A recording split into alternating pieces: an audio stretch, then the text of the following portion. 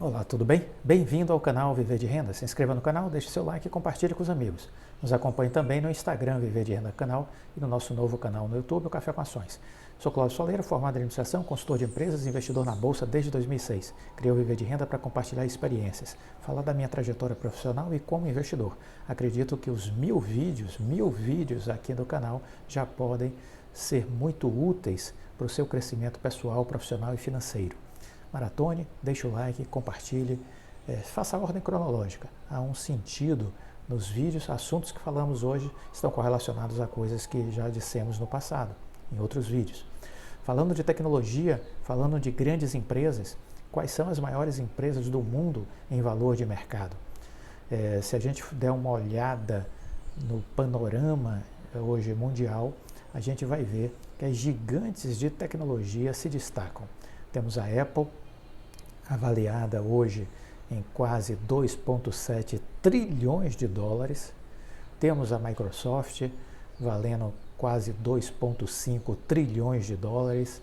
E aí depois vem o Google, com 1,9 trilhão de dólares.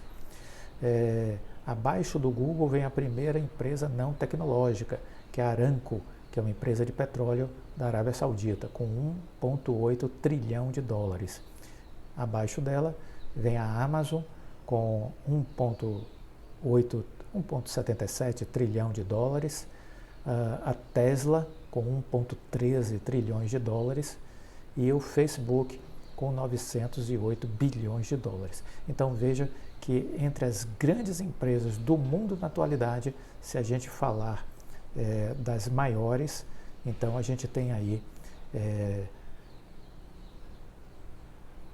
entre as 7 maiores, uma não é de tecnologia, apenas uma não é de tecnologia, porque a Apple, a Microsoft, o Google, a Amazon, a Tesla, o Facebook, são todas de tecnologia, e a Aramco, que é uma empresa de petróleo.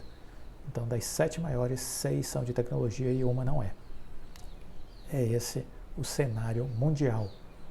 E isso nos diz muito sobre o potencial de geração de valor deste segmento, que vai continuar a performar também muito bem nos próximos anos, nas próximas décadas.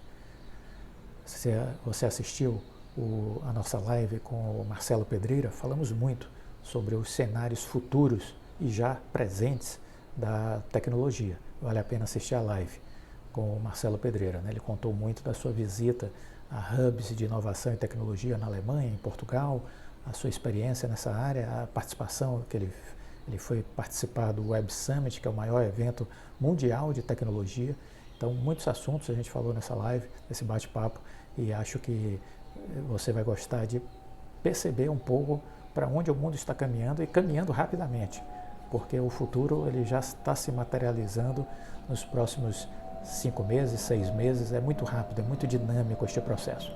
Muito bem, nesse vídeo eu quero destacar alguns temas. A Azul, ela teve alta de 45% praticamente no seu tráfego doméstico em novembro, na sua base anual. Então a Azul vem recuperando terreno, apesar da crise, né? Então a Azul, ela informou que o tráfego doméstico de passageiros foi de 2,33 milhões em novembro, um aumento de 44,6% em relação a novembro de 2020. Do lado da oferta, a operadora observou a elevação de 49% em novembro. Já a taxa de ocupação houve um decréscimo de 2,5 pontos percentuais, atingiu 81% a taxa de ocupação dos voos. Em relação a 2019, o tráfego doméstico de passageiro aumentou 23% em novembro, e isso analisando, obviamente, os voos domésticos, né? Porque os internacionais continuam ainda impactados por conta da pandemia de Covid. Em novembro, continuamos observando uma melhora nas tendências de reservas no Brasil, impulsionada por uma das maiores taxas de vacinação do mundo. Nossos fortes números de tráfego demonstram claramente a sustentabilidade das vantagens competitivas do nosso modelo de negócio, enquanto emergimos da crise ainda mais fortalecidos, destacou o CEO da Azul, John Rodgerson. Então temos aí a Azul saindo da crise, saindo mais forte. precisamos estar atentos ao que está acontecendo no cenário das nossas empresas, porque há uma negatividade gigante do lado de fora, né, na mídia financeira, nas redes sociais. Parece que o mundo vai acabar em 2022. Não vai acabar, gente, viu? Não vai ter um meteoro que vai se chocar com a Terra e a Terra vai explodir, nada disso. Então, vamos continuar, a vida continua e olha as empresas. Esquece a negatividade da mídia, dos economistas de plantão, dos políticos, as barbeiragens de Brasília, do universo político, né? Mas olhemos as empresas estão trabalhando, e é isso que importa, empresas trabalhando, entregando resultados, isso que é importante para quem quer investir. Houve um ataque hacker, não sei se vocês souberam, na semana passada no Ministério da Saúde, né? Isso aconteceu na sexta-feira. No Ministério da Saúde, um ataque hacker tirou do ar sites do Ministério da Saúde e do Conect SUS, né?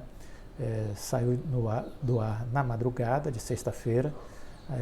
As pessoas que tentaram acessar o site encontraram um recado afirmando que os dados do sistema haviam sido copiados e excluídos e estavam nas mãos de um grupo invasor. Nos contate caso queiram o retorno dos dados, dizia a mensagem. Minutos depois, o recado acabou desaparecendo, mas o site continuou fora do ar. A plataforma Conect SUS, que fornece certificado nacional de vacinação, também estava fora do ar. Em nota, o Ministério da Saúde disse que o ataque comprometeu temporariamente alguns sistemas da pasta, como o iSUS Notifica, o Sistema de Informação de Programa Nacional de Imunização, o Conect SUS e outras funcionalidades como emissão de certificado nacional de vacinação e de carteira nacional de vacinação digital. A pasta disse que o Gabinete de Segurança Institucional e a Polícia Federal já foram acionados e que o Departamento de Informática do SUS procura restabelecer as plataformas. Esse tipo de coisa é comum, vai continuar acontecendo. Nos Estados Unidos, os hackers estão atacando muito as prefeituras, os governos de estado, os órgãos públicos, né? E isso vai crescer de forma acelerada no Brasil. Então, a gente vai ver cada vez mais notícias assim sendo divulgadas, né? E esse é o problema. Do outro lado, é importante ver que a Oi Soluções está neste ambiente. Então, a Oi Soluções trabalha com as oportunidades. Então, cada problema, uma oportunidade. Cada instituto, organização, empresa que tiver seus sistemas invadidos, poderão ser um cliente também para a Oi Soluções e, óbvio, para outras empresas que trabalham com cibersegurança. Cabe aí a Oi desenvolver seu time para que ele tenha cada vez mais capacidade de entrega e de acessibilidade junto aos potenciais clientes para desenvolver parcerias e novos negócios. É isso que a empresa precisa estar focada e concentrada. Nesse momento também eu queria refletir com vocês alguns números falando de Oi. Foi divulgado recentemente as empresas com mais acesso de banda larga fixa no Brasil, né? Em primeiro lugar ficou a Claro, com 9.752.612 clientes conectados com banda larga. Em seguida veio a Vivo, com 6.333.103 clientes conectados. E em terceiro lugar, a Oi, com 5.242.298 clientes conectados com banda larga. Isso é importante. E aí, lá atrás, né, vem a BrisaNet, com 806 mil clientes conectados, a Algar com 740 mil conectados e Unifique com 459 mil clientes conectados e por aí vai. Então, o mundo à frente será um mundo de consolidação e a gente vai ver consolidação entre os grandes players, né? Os pequenos estão muito distantes, não tem cacife financeiro para fazer essa corrida. Essa corrida exigirá velocidade e dinheiro. O presidente da TIM, o Pietro Labriola, falou isso recentemente, né? O mundo do telecom exige muito dinheiro para investimento em infraestrutura. E isso só gente grande tem, né? Não vamos ficar aqui achando, como alguns às vezes entram na mídia financeira aí, fazendo matérias de factoides, né? Dizendo que os pequenos são são grande ameaça para os grandes no setor de telecom. Isso é uma bobagem que não resiste ao mundo real, não resiste ao mundo da inteligência, né? Isso é uma bobagem sem fim. Então, os grandes estarão disputando entre eles e estarão acelerando os seus investimentos a partir de 2022 para ampliar sua dianteira no país, porque o 5G vai precisar de fibra. O 5G vai precisar de fibra. Então, as empresas que entraram no leilão do 5G, em especial a TIM, a Claro, a Vivo, vão precisar de fibra. Então, vai haver uma expansão de fibra no país, por conta, inclusive, do 5G, que não tem como ligar o 5G sem fibra ótica. Ponto. Né? E por isso, a Oi, com a Vital, ela está numa posição estratégica, porque ela tem a maior rede de fibra ótica do Brasil. 400 mil quilômetros de fibra ótica. É a segunda maior malha de fibra ótica do mundo. Só está atrás da China, dos projetos que existem na China. Então, isso aí é um ativo de grande importância para a Oi. Quanto mais a Vital crescer, mais a Oi cresce, porque ela é dona de 42,1% da Vital. Quanto mais a Vital cresce, a Oi cresce. Há uma correlação direta de crescimento, de expansão da empresa, né? E aí, vamos também dizer que em relação à banda larga, é importante entender que quando a gente fala em banda larga, a gente não está falando 100% de fibra, né? Então, o Brasil ele tem hoje 40 milhões de acessos em banda larga fixa, mas desse total, 60% é fibra ótica, certo? 60% é fibra ótica. Então, estamos falando aí de 24 milhões dos 40 milhões de acesso de banda larga, 24 milhões são fibra ótica. Qual a tendência? É que isso vai crescendo e vai reduzindo a conectividade que não é de fibra. Então a gente vai ver cada vez mais a fibra ótica se tornar dominante, né? Só o projeto da Vivo fala em quase 30 milhões de casas passadas nos próximos anos, até 2024, 2025, o projeto da Vivo fala em 30 milhões de casas passadas. O da Oi fala também em 32 milhões de casas passadas. Isso tudo com fibra ótica, né? Então a gente vai ver, de fato, isso acelerando, de fato, isso crescendo, certo? Então, aquela internet velha, né, via cabo coaxial, ela ainda representa 23% do que existe de conectividade. O cabo metálico 12,1%, mas isso está em declínio e isso vai desaparecer. É isso que a gente precisa entender. Está em declínio e vai desaparecer. Eu queria comentar uma matéria que eu vi no El País, que me chamou a atenção. Lembra do Michael Fox, De Volta para o Futuro? O ator Michael Fox, né? Já há alguns anos ele sofre com o mal de Parkinson. E aí saiu uma nota no El País, eu queria compartilhar com vocês. Michael Fox se considera um homem de sorte, apesar da debilitante doença do mal de Parkinson, do qual padece há 30 anos. O ator de Volta para o Futuro completou 60 anos em junho deste ano. E ele prefere mostrar integridade e ver a parte positiva do que tem vivido. Ele prefere ver o lado cheio do copo em relação à vida dele. Isso é muito importante, essa percepção, né, de que entre olhar as coisas negativas e o positivo, o fundamental é você olhar o positivo. Apesar de essa doença ter sido um ponto de inflexão no seu estado físico, Michael Fox, ele diz que para ele não faz diferença não dispor da cura da doença.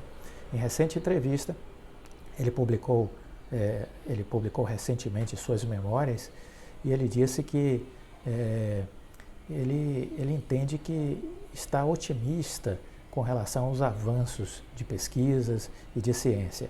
Insistiu que está feliz com a jornada que lhe coube percorrer.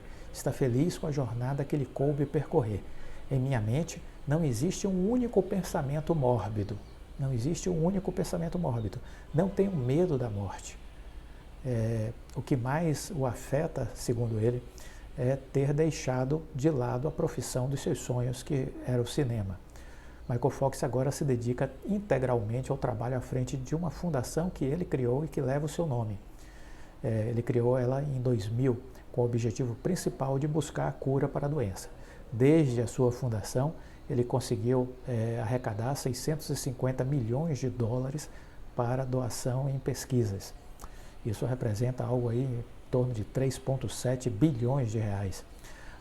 Ele vem participando ativamente no aperfeiçoamento de algumas pesquisas, de alguns medicamentos. Além de promover a ciência por meio da fundação, eu sou um motivador e alguém que busca desmistificar e normalizar o Parkinson. A minha ideia é eliminar a vergonha e a sensação de que deve ser escondido esse fato. Então, um exemplo de vida, conheça um pouco mais sobre sua história. Foi um ator que fez época, né, e que vem tendo um comportamento diante das adversidades com uma dignidade inspiradora, eu diria, inspiradora. Serve de exemplo e de reflexão para nós todos, o que o Michael Fox tem feito ao longo de sua existência, né? E serve o exemplo, né, de que muitas pessoas ganham dinheiro, mas procuram devolver ao mundo o que ganharam de uma forma muito positiva, com o intuito de deixar um legado para o mundo, deixando um mundo melhor, fazendo do mundo um lugar melhor. Cerque-se de gente boa, se identifique com gente boa, se inspire em gente boa, se afaste dos ignorantes, dos raivosos, dos medíocres, dos negativos. Gente ruim, se afaste dessa turma. Isso não vai te levar a lugar nenhum. Foque em gente boa. Gostou do vídeo? Deixa o like, compartilhe com os amigos. Fiquem com Deus e até a próxima. Tchau.